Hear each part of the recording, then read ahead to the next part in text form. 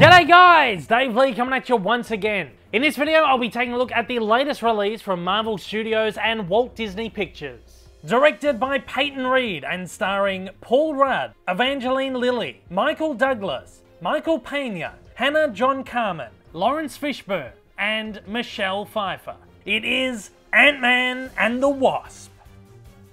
Ant-Man and the Wasp is the follow-up to 2015's Ant-Man, marks the 20th feature film from Marvel Studios and arrives as the company's third feature to be released this very year, which just so happens to be their 10th anniversary. That is a lot of numbers. Following Scott Lang, aka Ant-Man, fresh off house arrest thanks to his involvement with the Avengers in the events of Civil War, the movie finds him teaming up with Hope Van Dyne, now the Wasp, and her father Hank Pym to rescue their respective mother and wife Janet Van Dyne from the quantum realm, where she's been missing and infinitely shrinking for decades. In opening the quantum realm, the team accidentally unleash Ghost, a supervillain with a vendetta against Pym, and have to work together to stop her from unleashing her devastating power upon the world. Following on from this past April's Avengers Infinity War, which left audiences with a deep-seated depression, Ant-Man and the Wasp comes at the absolute perfect time, working as somewhat of an antidote to Infinity War's lingering dark cloud. While Infinity War gave us some of the darkest times we've ever seen in the MCU, Ant-Man and the Wasp picks us up a few notches and delivers some of the MCU's most fun, exciting, and humorous adventures yet. The movie takes absolutely everything that made the first one so entertaining and doubles it. Double the action, double the comedy, double the fun. While this is often the downfall of a sequel, Ant-Man and the Wasp handles it quite well. It manages to push our characters and situations forward with bigger and bolder moves, without ever really overdoing it to excess. There are some enormous action sequences in this one, but they come in moderation and are handled very well, even broken up by some fantastic action comedy moments, which are just the icing on the cake. Ever since the closing stinger of the first Ant-Man, I have been dying to see Hope in action as the Wasp, and after a wait of 3 years, this movie does not disappoint. The Wasp is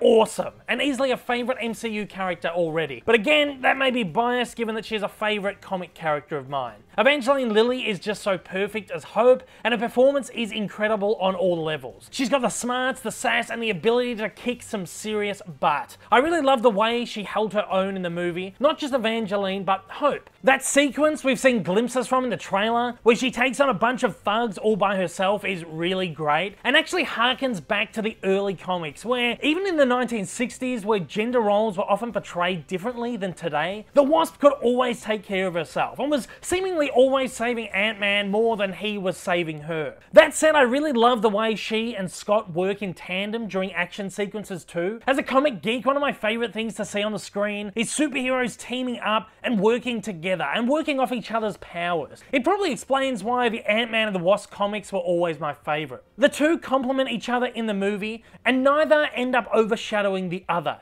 This isn't just Ant-Man's film, it's the Wasp's too. A great team-up buddy picture. Talking of new characters, we also see the introduction of Bill Foster, an ex-associate of Pym's, who the team seek help from during the movie. Foster was, of course, a fixture of early Marvel comics as well, working alongside Pym and later taking on the mantle of Black Goliath. So again, a lot of fun for a comic nerd like me to see the introduction of another great Ant-Man character. I thought Laurence Fishburne was great in the role and delivered some really great moments in the movie. We also have a new villain in this one, Ghost, an individual whose powers allow her to phase through matter. While a fairly cool villain, I feel that this is another one that falls under that Marvel curse. She's one that I feel you can connect with on some level, but who never really grabs you fully. But that's always the problem with these villains that just kind of show up without any prior introduction. That said, I still really like her, but she's just not a favourite. We won't talk too much about Michelle Pfeiffer as Janet Van Dyne, because I really want you all to discover her for yourself, and it just goes without saying that Michael Douglas is incredible in this movie, as he always is. He does some really exciting, surprising stuff in this, and I just can't spoil it. The comedy in this movie is a lot of fun, just as it was in the first. Paul Rudd is probably my favourite comedic actor at the moment, and I'm so happy to see him continuously owning my favourite Marvel character on the screen. His comedy can be pretty silly, but there's a lot of soul to that, a lot of humanity, and one can't deny how impeccable his comic timing is. Likewise, Michael Peña continues to steal the show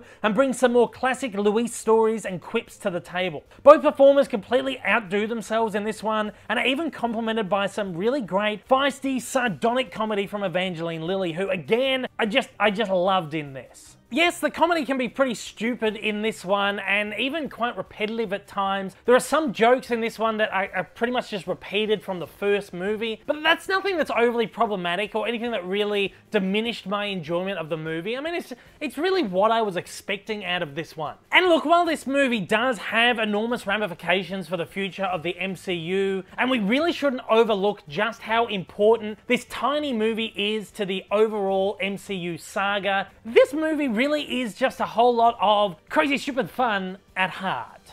And talking of heart, Ant-Man and the Wasp also doubles the heart of the first. This is a story entirely about family and the lengths one will go to in order to save the ones they love. Of course, the movie revolves mainly around our team trying to save Janet from the quantum realm, but a lot of it also focuses on Scott's relationship with not only his extended family, but his daughter, Cassie, and how his actions returning to the Ant-Man suit affect her, for better or worse. There's some really touching and heartwarming moments in this one, proving that these are human stories first and foremost, and not just superhero movies. At the time I'm recording this, I've literally only just walked out of my screening for Ant-Man and the Wasp about an hour ago, so I don't think I can say just yet whether this is a better movie than the first or not, but what I can say is that I think in some respects I actually enjoyed this one more. I had more fun in this one than I did in the first one. And that might be because I was so excited to finally see Ant-Man and the Wasp teaming up on the big screen, or maybe it's just because I needed that really light, easy breather after Infinity War. In the end, this isn't one of the greatest MCU movies, it's certainly not the greatest MCU movie, but it's a movie that has a job to do, and it does that job